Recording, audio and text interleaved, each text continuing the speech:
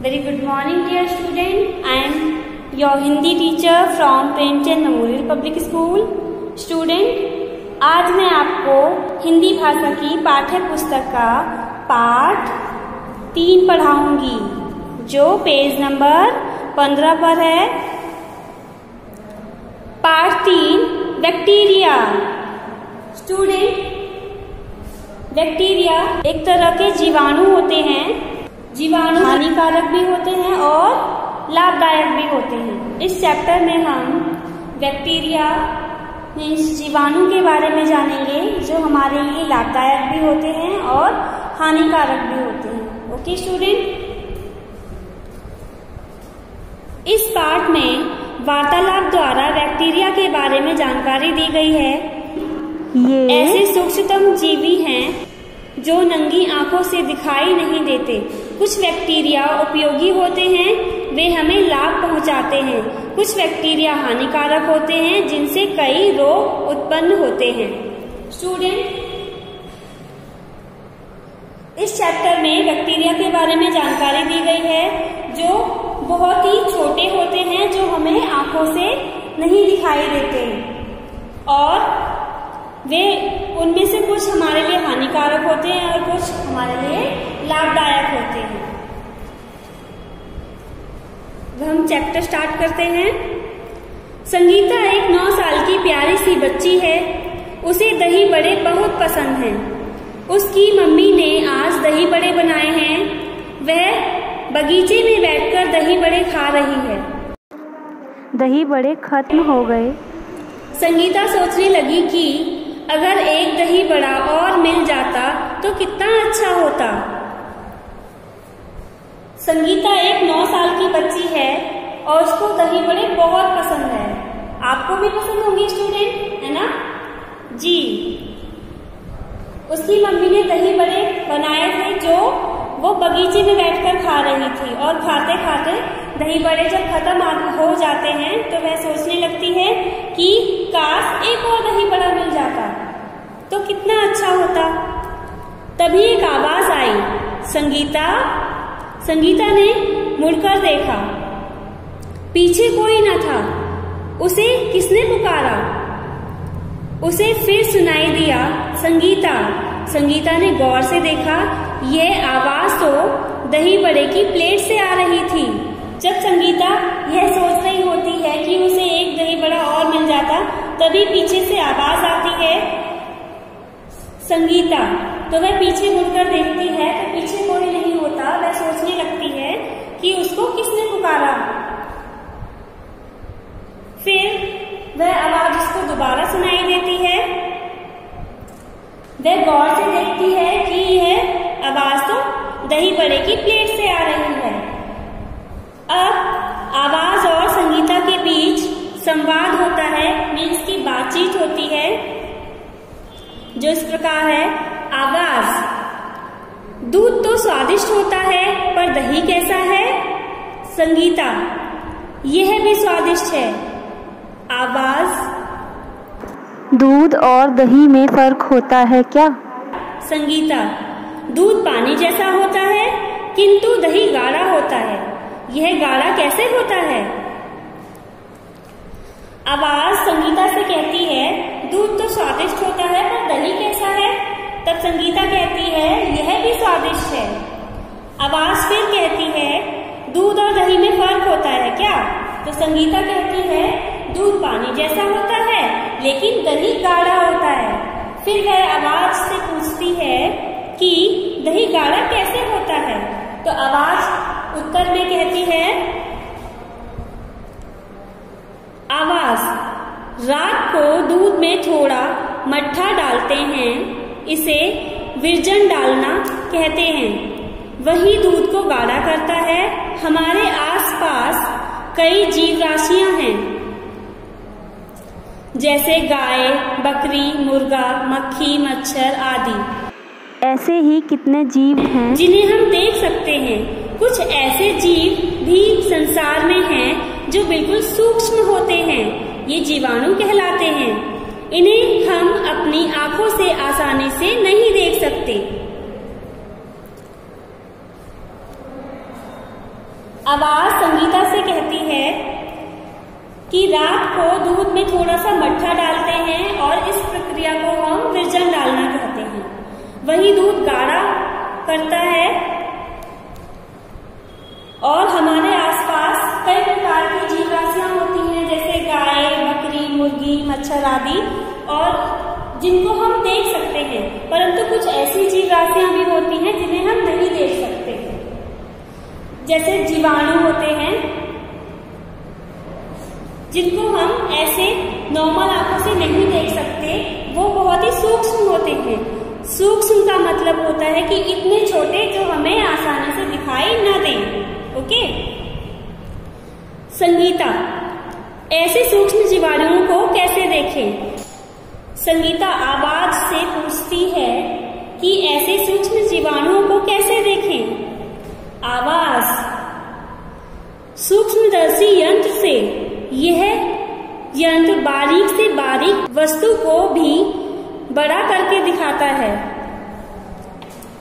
जीव राशियां कई प्रकार की हैं, उनमें एक बैक्टीरिया भी है। दूध को दही में बदलने वाला बैक्टीरिया ही है।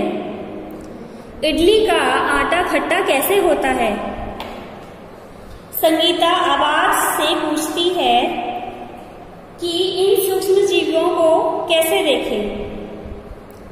आवाज संगीता से कहती है सूक्ष्मदर्शी यंत्र से। स्टूडेंट, सूक्ष्मदर्शी यंत्र वह होता है जिससे हम बारीक से बारीक चीज को भी देख सकते हैं जो हमें नॉर्मल आंखों से नहीं दिखाई देती है, और हम इस यंत्र से उस वस्तु को बड़ा करके देख सकते हैं। आवाज संगीता से कहती है कि जीव राशियां तो कई प्रकार की होती हैं और उनमें से एक बैक्टीरिया भी है। यह वही बैक्टीरिया है जिससे दूध दही बन जाता है। ओके। और इडली का आटा खट्टा होता है। आवाज संगीता से पूछती है कि इडली का आटा खट्टा कैसे होता है? पेज 16 पर आएंगे स्टूडेंट हम।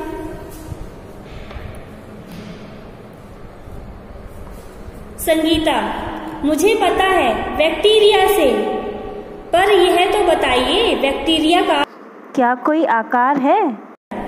परंतु यह तो बताइए क्या बैक्टीरिया का कोई आकार भी होता है? तो आवाज कहती है हाँ है। सूक्ष्मदर्शी यंत्र से देखें तो उसका रूप अच्छी तरह से दिखता है।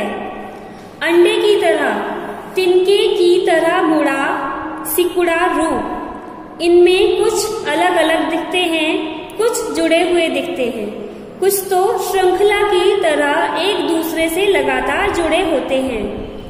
आपने कभी अंगूर का गुच्छा देखा है? उसी तरह बैक्टीरिया साथ मिलकर गुच्छेदार रूप बनाते हैं। स्टूडेंट, आप यहाँ देख सकते हैं ये है सूक्ष्मदर्शी यंत्र है।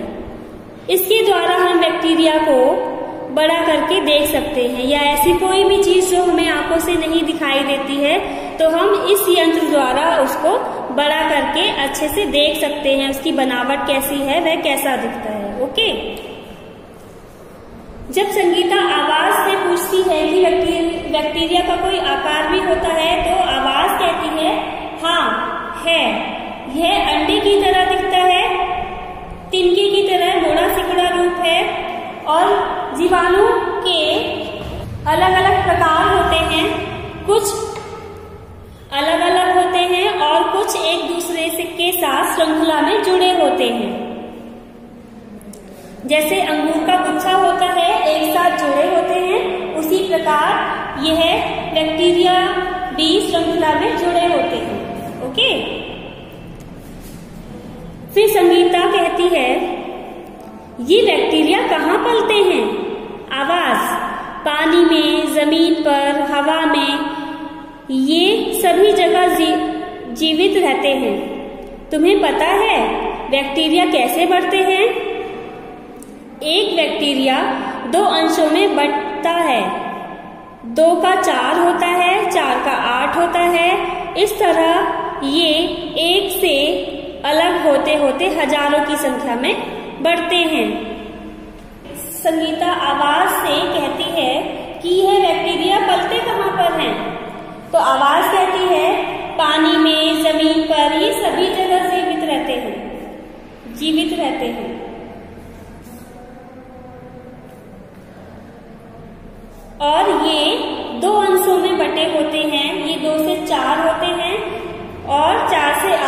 इसी तरह ये अपनी संख्या बढ़ाते रहते हैं। ओके। संगीता, बैक्टीरिया तो आश्चर्यजनक जीव हैं। आवाज, कुछ बैक्टीरिया हमारे लिए लाभकारी होते हैं परंतु कुछ हमें हानि भी पहुंचाते हैं।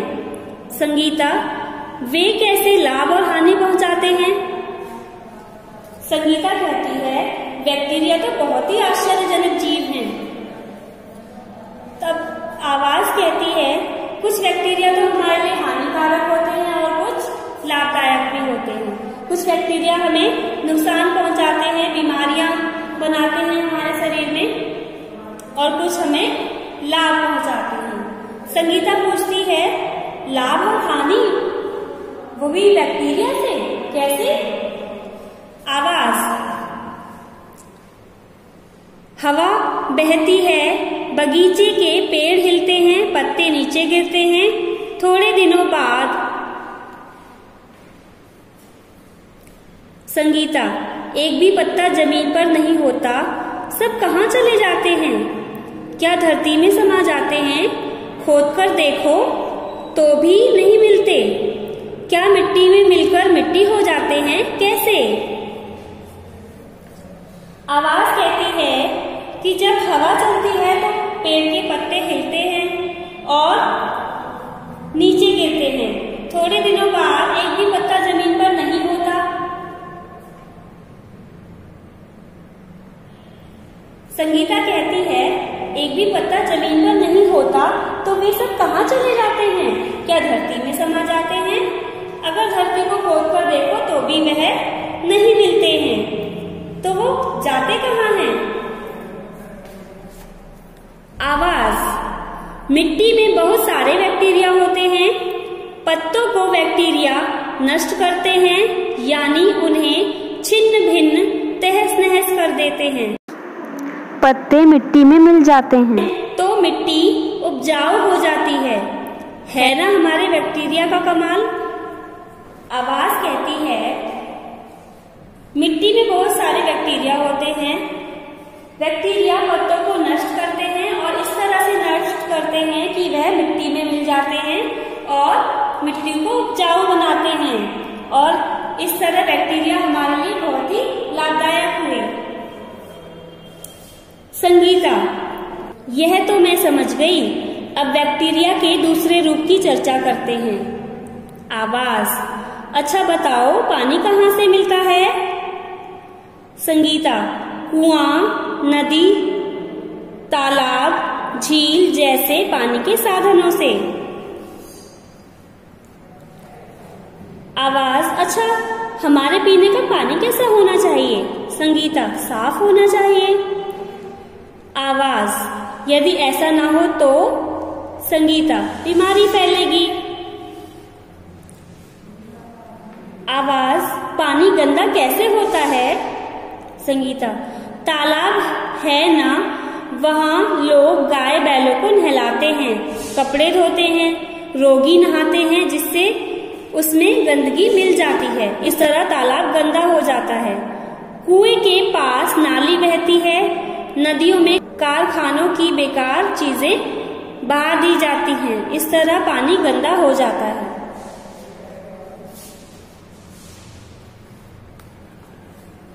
संगीता कहती है यह तो मैं समझ गई कि बैक्टीरिया हमारे लिए किस तरह लाभदायक होते हैं।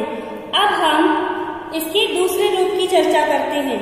तब आवाज कहती है अच्छा बताओ पानी कहाँ से मिलता है? संगीता कहती है कुआं, नदी, तालाब आदि पानी के साधनों से। आवाज कहती है अच्छा हमारे पीने का पानी कैसा होना चाहिए? संगीता कहती है साफ होना चाहिए। आवाज कहती है यदि ऐसा ना हो तो? संगीता जवाब में कहती है बीमारी फैलेगी। आवाज पानी गंदा कैसे होता है? फिर संगीता जवाब देती है तालाब पर लोग गाय बैलों को नहलाते हैं, अपने कपड़े धोते हैं, रोगी लोग नहाते हैं, जिससे पानी गंदा हो जाता है। कुएं के पास नालियां बहती हैं और नदियों में कारखानों का वेस्टेज मीन्स के उसकी गंदगी बहा दी जाती है, जिससे पानी गंदा हो जाता है। स्टूडेंट, इस चैप्टर को हम नेक्स्ट क्लास में कंटिन्यू करेंगे। ओके स्टूडेंट, तब तक आप इस चैप्टर को दोबारा पढ़ेंगे। ओके, आई होप आपको आज की क्लास अच्छे से समझ में आई होगी। Okay student, take care, thank you so much.